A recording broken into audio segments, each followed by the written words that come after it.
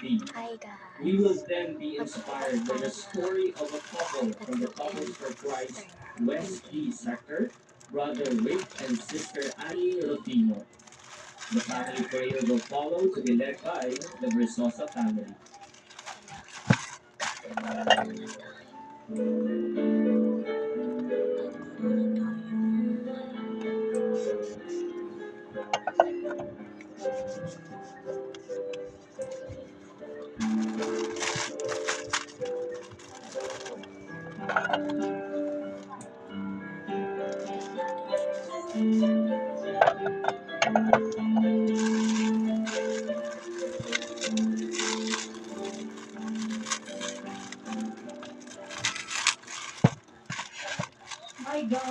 My God, why have you forsaken me?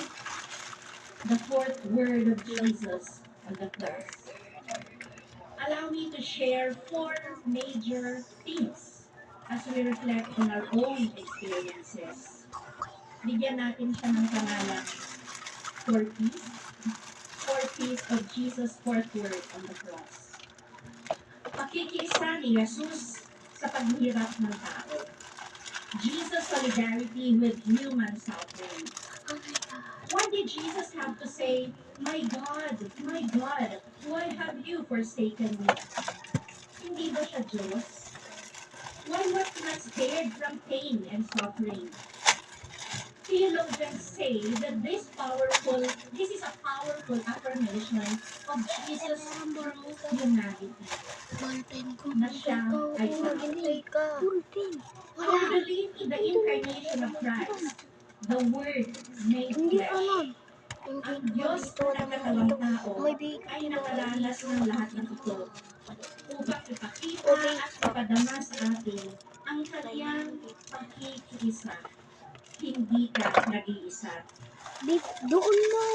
Tayo din ay mga punto sa buhay natin, sinasabi natin, Diyos Wait lang. bakit ating pinagdadaanan dahil siya mismo naranasan niya ito?